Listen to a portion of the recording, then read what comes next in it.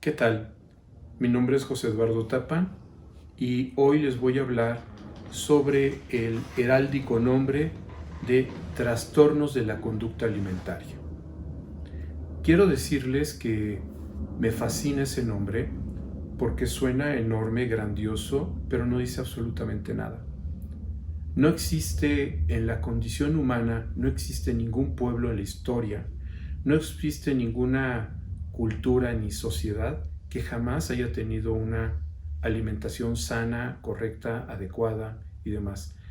Eh, en la actualidad, si pensamos en nuestros hábitos alimenticios y vemos la comida chatarra y vemos la comida rápida y vemos los contenidos que tienen los paquetes de la comida que comemos y todo eso, de lo único que podemos estar seguros es que hay un trastorno en nuestra conducta alimentaria.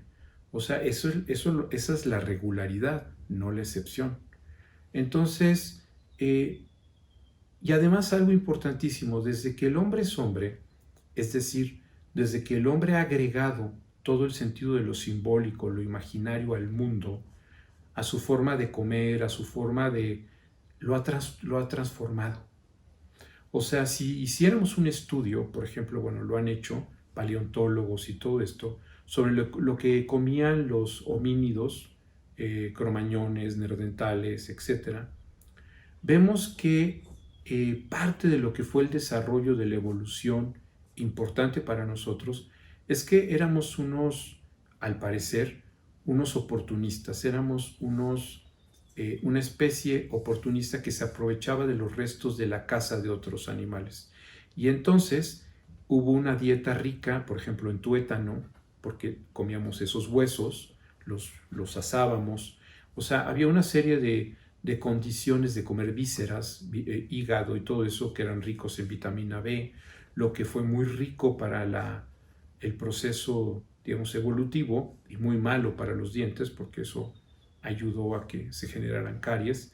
Pero bueno, en cualquier caso, lo que yo quería que ustedes advirtieran es que no existe ningún pueblo, ninguna persona, ninguna civilización que no tenga una conducta alimentaria que no esté trastornada.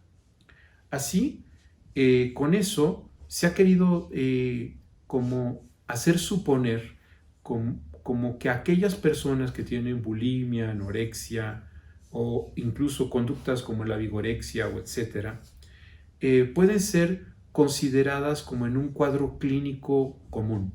Tienen esos problemas, ¿no? Anorexia, bulimia. Pero lo interesante es que no existe ningún tratamiento que haya probado su eficacia si se hace un estudio longitudinal. A lo largo de 10, 15 años, incluso menos, las personas que han sido o bien reducido de peso o bien que han tenido trastornos como anoréxicos o bulímicos, regresan a ellos. Entonces, ¿de qué se trata? El psicoanálisis piensa que el asunto de comer es un asunto mucho más complejo porque no es solamente alimentarnos, no es un asunto de ingerir alimentos, sino de comer. Y comer implica también hambre. Y el hambre es una cuestión que atraviesa elementos esencialmente también simbólicos. Puedo tener hambre de conocimiento, hambre sexual, hambre de viajar, y esas hambres se pueden convertir en un resorte que me lleve a ese tipo de quehaceres. Entonces, desde esa perspectiva, sí es importante pensar que el hambre, comer y todo ese tipo de cosas no pueden ser desarticuladas de esta manera en que la subjetividad humana está construyendo sus lazos con ella. Eh, si pensamos también así, por ejemplo, hay culturas donde lo crudo es delicioso.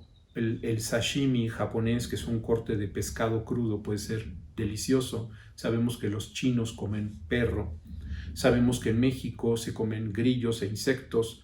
O sea, aquello que se come, aquello que se considera adecuado, inadecuado, apetitoso o no apetitoso, concierna también a una serie de relaciones que tienen que ver con lo imaginario, lo simbólico, la manera en que estamos sumergidos en nuestros contextos culturales, sociales, en nuestra historia. Entonces, Comer no es un asunto solo de trastorno de una conducta alimentaria, como si fuéramos máquinas que empaquetan aquello que les permite alimentarse. Sobre lo que es el asunto de lo que es comer y todo esto, también podemos ver que los hábitos de la comida, lo que se conocen incluso como las formas de mesa, las formas de cocción, el sazón que se le pone a las cosas, tienen que ver con toda una serie de principios, de elementos eróticos, de elementos que se le ponen a eso, que es casi del orden de la ofrenda. Vamos a ofrendar esta serie de condiciones para poder de alguna forma vincularnos con los otros. No existe prácticamente ninguna fiesta o ceremonia o ritual que no esté tejido o construido alrededor de alguna cuestión alimentaria. Por ejemplo, pensar en la comunión cristiana es ingerir el cuerpo de Cristo y la sangre de Cristo. Y si somos buenos cristianos, no solo es un acto simbólico, sino es un acto, diríamos, canibálico, porque con la idea de la transubstanciación, lo que estamos pensando es que estamos ingiriendo verdaderamente la carne y la sangre. Entonces, ¿de qué se trata todo esto?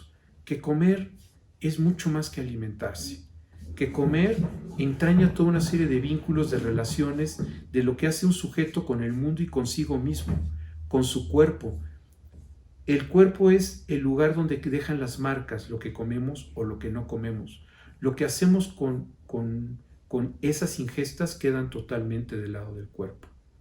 Lacan, por ejemplo, cuando está hablando de la anorexia, lo que propone él es que en la anorexia lo que hay es un sentido de no comer nada. O sea, lo que come es nada. Y entonces nos preguntamos, ¿cómo se puede comer nada? Y lo que se refiere Lacan es que hay un sentido en lo imaginario de regodearse, por ejemplo, en poder decir, de esa rebanada de pastel no comí nada. Ese bistec que estaba delante de mí, ese trozo de carne, esa sopa, no comí nada de esa sopa, no comí nada de ese bistec. Entonces, eso que no se come no es en abstracto, es nada de bistec, nada de carne, nada de esa sopa, nada de ese pastel. Y ese sentido de control, ese sentido de suponer que se está siendo dueño de las circunstancias y de las cosas porque puede controlar lo que ingiere y lo que no ingiere. Como sucede también con la parte compulsiva que puede venir con la bulimia y que a veces vienen en este sentido de la anorexia bulimia, ¿no? En donde se tiene que regurgitar, vomitar, sacar todo lo que se ha ingerido por esa necesidad compulsiva, ¿no? De decir, necesito comerlo todo, pero volvemos a esta parte donde ni la anorexia ni la bulimia son problemas en sí mismos, sino síntomas, consecuencias de la manera en que el sujeto está relacionándose con su falta, con su castración, con el deseo del otro, con una serie de circunstancias, con sus propias fantasías y fantasmas, con toda una serie de circunstancias en donde estamos viendo que la apuesta que está sobresaliendo y fallando de manera mayor es esa conducta. Pero ese en sí mismo, como les digo, no es un problema, sino efecto de un conjunto de cosas que entonces hay que trabajar esos elementos.